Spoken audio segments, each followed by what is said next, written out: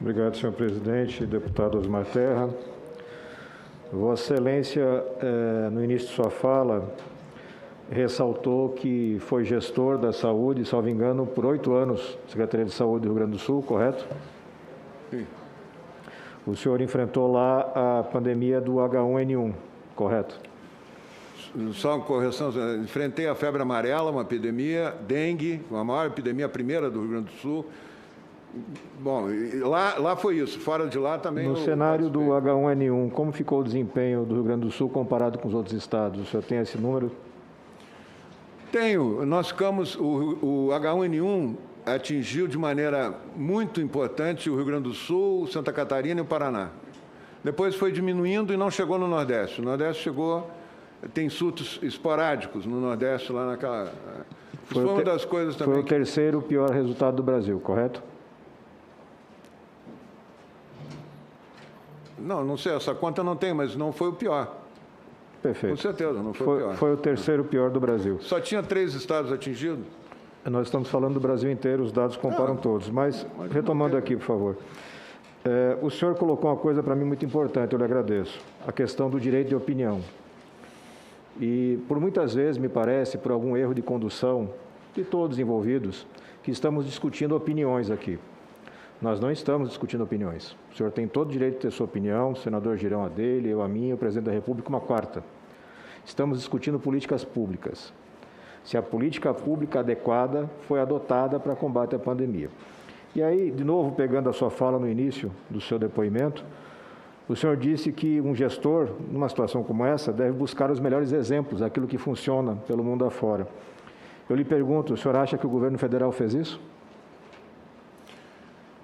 O governo federal poderia ter feito isso se tivesse a responsabilidade da gestão do país inteiro, que ele não teve.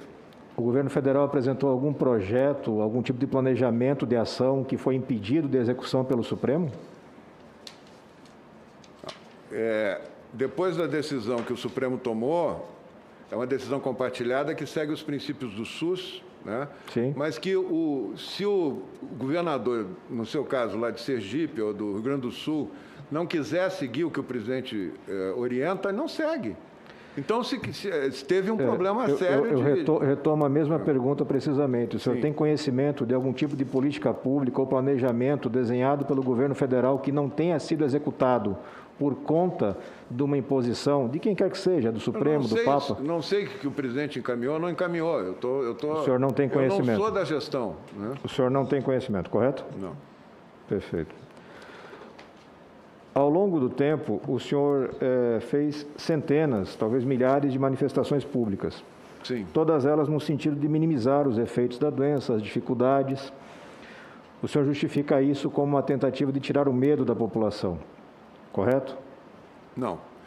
Eu digo que o que aconteceu na grande mídia foi um apavoramento da população que eu nunca tinha visto.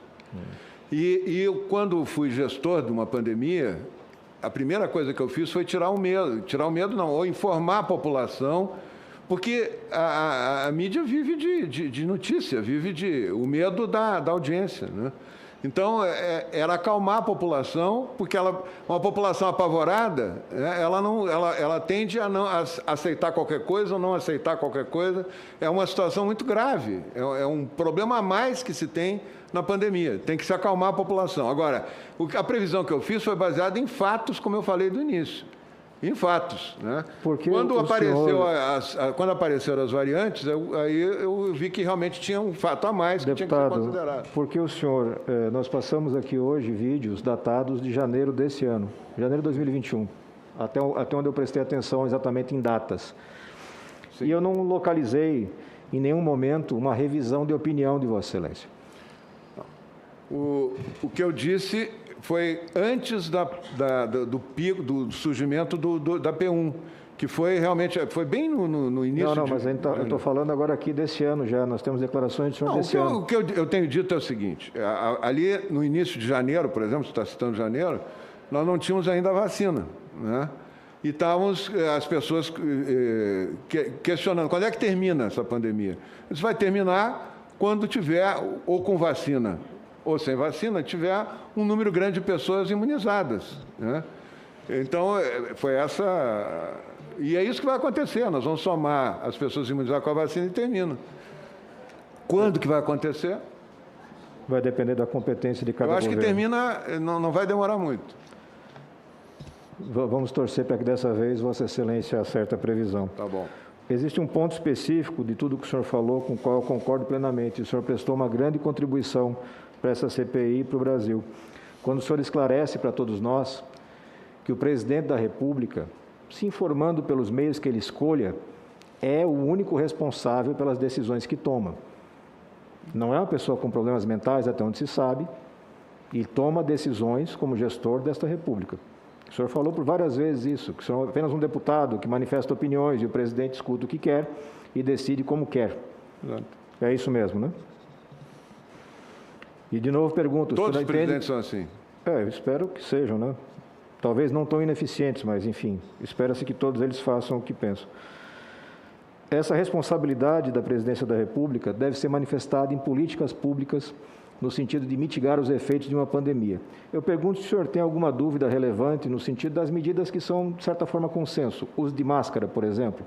Não tenho dúvida nenhuma. O senhor tem alguma dúvida que o distanciamento social colabora para reduzir a propagação do vírus?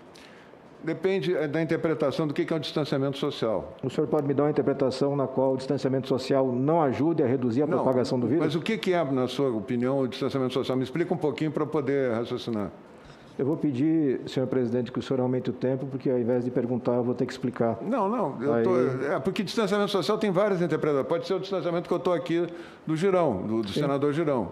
O distanciamento que nós estamos aqui. Isso é um tipo. Agora, distanciamento social de ficar todo mundo trancado em casa para não andar na rua, isso é outra coisa, né? Então é isso que eu estou tentando separar para que as pessoas que acompanhem sejam devidamente informadas. Sim. O senhor, como profissional de saúde e gestor de saúde, o senhor tem alguma dúvida de que a redução de mobilidade e medidas de distanciamento social ajudam a reduzir a propagação do vírus, de qualquer vírus? Não, eu tenho dúvida, sim, não reduziu. Isso foi feito no Brasil, foi feito em Nova York, foi feito em vários lugares e aumentou o contágio dentro de casa. É isso que eu estou falando desde o início, senador. Eu vou, enfim, que eu acho sempre que a gente tem que tentar dar um benefício da dúvida no meu entendimento. O senhor está dizendo aqui na CPI que distanciamento, redução de mobilidade não afetam a dinâmica de disseminação de um vírus. Eu vou dizer bem claro, senador, para ficar claro o que eu estou dizendo. É impossível fazer um isolamento completo das pessoas. Sim, então, parece evidente. Mais da metade da força de trabalho sai todo dia de casa para trabalhar e volta para casa de noite e pode trazer o vírus. E aí o contágio é na família inteira. Você imagina na Rocinha 5, 6 pessoas morando numa casa de 40 metros quadrados.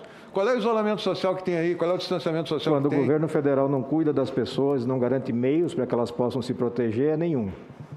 Então, por isso eu lhe fiz a pergunta apartando os assuntos, para que a gente pudesse ter uma resposta com a devida correção técnica. Eu acho que está se criando... Tecnicamente, eu estou lhe perguntando se o senhor, como médico, tem alguma dúvida de que reduzir a mobilidade e reduzir esse contato frequente reduz a dinâmica do vírus. Numa pandemia, não reduz, senador. Porque na pandemia, as pessoas que saem para trabalhar contaminam as que não trabalham. E a maioria sai para trabalhar. Isso aconteceria, senador, se fosse isolamento completo. Se todo mundo fizesse o que o Imperial College propôs, a supressão. Todo mundo fechado em casa 18 meses. Alguém acha que isso é nós possível? Estamos falando de coisas diferentes, eu não sei até que ponto, de forma deliberada. Estou falando em redução do ritmo de contágio. Não, o senhor está levando para a discussão de lockdown completo. O senhor está dizendo que tem redução do ritmo de contágio? Eu concordo. Qualquer redução do ritmo de contágio, eu concordo. Agora, não é dessa maneira que se reduz o ritmo de contágio. É isso que eu estou dizendo. Então, o senhor entende que a redução do contato entre pessoas não reduz o ritmo? Também. E as mortes que...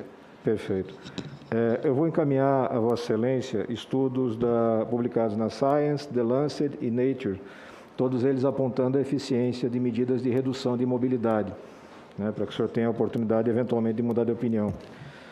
O senhor falou da importância, o senhor falou da cobrança que fez ao Ministério da Saúde no tocante ao estudo sorológico do impacto da Covid e distribuição da Covid no Brasil. E o senhor fez uma referência rápida ao estudo que foi conduzido lá pela Universidade Federal de Pelotas, inclusive se colocou na condição de ter sido a pessoa que fez a apresentação desse estudo, enfim, ou desses profissionais ao Ministério da Saúde.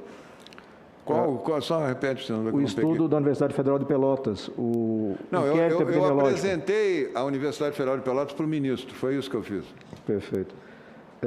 Sugeri que ele fizesse inquérito sorológico. Isso, o professor Pedro Olau disse que não reconhece essa apresentação, mas fica na conta da boa vontade. Esse estudo foi descontinuado pelo Ministério da Saúde, o senhor tem ciência disso? Não, até onde eu sei, senador, esse estudo, houve vamos dizer assim, o coordenador do estudo, que vem aqui falar, acho que essa semana ainda, né, o Pedro Olau, ele ele recebeu dinheiro para fazer o estudo, montou rapidamente, né, o estudo usou um método que tem uma sensibilidade baixa, na minha opinião, né, e ele assumiu como se fosse dele, da Universidade Federal. O Ministério da Saúde ficava sabendo pelo jornal do resultado. Então, houve um problema lá que eu não sei direito, porque tem que conversar com o ministro Pazuello, mas houve um problema, o ex-ministro Pazuello, houve um problema ali de autoria, que ele parece que tomou conta e não dava satisfação para o Ministério. A informação que eu tive foi essa. Agora tem que esclarecer isso com o ministro Pazuello. Só para deixar registrado, senhor presidente Girão, a gente está falando de um estudo conduzido por uma universidade federal séria, que testou 100 mil brasileiros, entrevistou 100 mil brasileiros a um custo de 12 milhões de reais. Esse estudo foi descontinuado por decisão do então ministro Pazuello, e agora nós temos a expectativa de um outro estudo que vai entrevistar e testar 200 mil pessoas, o dobro, só que vai custar 200 milhões de reais. Esse é um ponto que merece a atenção da CPI e terá essa atenção. O senhor fez em algumas oportunidades aqui, deputado Osmar Terra, referência ao indicador de mortos por milhão. E sempre mencionou a Argentina, exatamente, enfim, não sei por que essa observação. Aí, para garantir a fidelidade da informação, com os dados de hoje, o Brasil conta 2.360,87 mortos por milhão. É o 9º país do mundo nesse indicador, que me parece um indicador relevante de gravidade da pandemia no cenário nacional. Entre os países que têm mais de 100 milhões de habitantes, o Brasil é o 3º, com maior número de mortes. Em números absolutos, nós sabemos que já caminhamos rapidamente para atingir o patamar dos Estados Unidos. É dramático. A Argentina, se eu não estiver enganado, está no 16º lugar nesse mesmo ranking macabro. Então, esse comparativo, mesmo politicamente interessante, na prática ele não sustenta. Uma pergunta para finalizar, senhor deputado. O senhor é um técnico da saúde, foi secretário de saúde. Eu lhe pergunto, o senhor como secretário de saúde, na sua relação com o governador do estado, o senhor aceitaria uma interferência na sua atuação e no seu trabalho que fosse contrária ao seu entendimento técnico? Vou falar as duas coisas. É a última pergunta, então eu posso falar tudo agora? Não, senhor, eu vou usar o tempo na dinâmica. Vai que a sua resposta me motiva. 2360 teve 502 mil mortes, infelizmente, né, no Brasil. 1963, se fosse aplicado na população brasileira, seria 420 mil mortes. Para mim, cada morte, cada vida pesa. 420 mil é muito, como é 502 mil também, né? Então, o que eu falei da Argentina foi isso, foi essa conta que eu fiz da Argentina, né? A Argentina hoje, junto com o Uruguai, são os 2 países que mais crescem a mortalidade no mundo, né? Então, ela vai, em pouco tempo, chegar ao patamar do Brasil, em termos de mortalidade. Eu acredito que vai chegar, porque está crescendo muito mais que a do Brasil, né?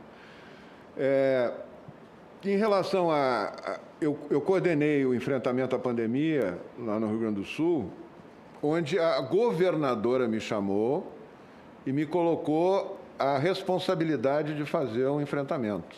Foi uma grande governadora, eu agradeço muito a ela por isso. Eu montei a equipe, eu fiz o que tinha que fazer e conversava, explicava para ela o que eu estava fazendo e ela concordava, né? Eu não fiz nada contra a vontade dela. Então... A pergunta, me permita, foi oposta. Se o senhor, como um profissional da saúde, aceitaria uma interferência política contrária ao seu entendimento técnico? Não, eu ia tentar convencer a pessoa a não fazer. Ou eu tenho razão, ou o outro tem razão, né? Agora, eu não entendi essa pergunta, porque nós estamos falando do... o senhor está querendo chegar na questão do presidente e do governador, é isso? Os governadores tomaram uma posição... Eu estou tentando aferir aqui, para a CPI e para os brasileiros que nos acompanham, qual é o nível de independência técnica que o senhor acha correto. Eu, particularmente, sou um técnico da segurança pública. Eu nunca aceitei interferência política. Estou perguntando ao senhor, técnico da saúde, o senhor aceita interferência? Eu nunca fiz nada que contrariasse princípios e convicções minhas. Perfeito. Por último, então, faltam poucos segundos, eu peço que o senhor explique o conteúdo de uma conversa vazada entre o senhor e o ministro Onyx Lorenzoni, onde se referia à permanência ou não do então ministro Mandetta, e o senhor teria afirmado, nesse diálogo vazado, não sei se ele é verídico, que era importante, ou seria o melhor caminho, que o ministro Mandetta se adaptasse ao discurso do presidente Bolsonaro. Eu queria que o senhor explicasse isso neste contexto, da independência técnica do profissional de saúde, considerando que o presidente Bolsonaro não entende coisa nenhuma de saúde. Não, eu respeito o ministro Mandetta, como ajudei o ministro Mandetta a ser um ministro, né? Participei da articulação política, ajudei dei sugestões, ideias e tal. Então, é uma pessoa que eu tenho respeito, embora ele até não tenha o mesmo respeito, talvez, por mim, né? É uma discussão, aí é uma outra conversa, mas eu sempre achei que o mais importante não era trocar o ministro, era manter o ministro e ganhar o ministro, quer dizer, discutir com o ministro ideias que estivessem de acordo com o que o presidente acha, porque quem tem a responsabilidade de conduzir, se der errado, o culpado sempre vai ser o presidente, né? Então, o ministro teria que se adaptar. Foi isso que eu disse. Eu nunca falei em demitir o ministro, nunca me posicionei dessa forma. Perfeito. Senhor presidente, eu agradeço pelo tempo e só deixo registrado que essa fala de Vossa Excelência, ela não corresponde àquilo que a nossa legislação determina. Então, na hipótese do líder político orientar o técnico de forma equivocada, incompatível com aquilo que ele entende como correto, o que cabe ao técnico é não aceitar esse comando. Nunca cabe se adaptar ao político, mais ainda quando ele está falando numa situação que gera mortes. E quando você tem uma persistência, o senhor falou aqui que é a favor da máscara. O presidente é contra a máscara, ele fala contra a máscara todo dia. Eu vi o presidente... O senhor falou que é a favor de vacina, o presidente trabalha contra a vacina todo dia. Então, essa desconexão entre o técnico e o político, pro técnico, exige postura. Coragem e postura. Nunca subserviência. Ninguém se elege imperador do Brasil. É importante registrar isso. Mas o presidente tem a responsabilidade de conduzir os destinos do país. E o ministro tem que ter diálogo com o presidente. Não é o ministro dizer que sabe tudo e o presidente não sabe nada. Tem que ter... Ele é o responsável político. Ele não chegou lá à toa, né? Essa questão de subestimar a capacidade do presidente Bolsonaro, que está permeando muitas das coisas que estão sendo faladas aqui, é errada. Ele, contra tudo e contra todos, se elegeu presidente da República. Nós temos que respeitar isso. Senador Alessandro Vieira, o senhor que é sempre muito respeitoso com o tempo, o senhor quer fazer mais alguma colocação? Está satisfeito? Não, só agradecer. Não posso descrever como satisfeito, seria injusto, mas cumpri meu tempo.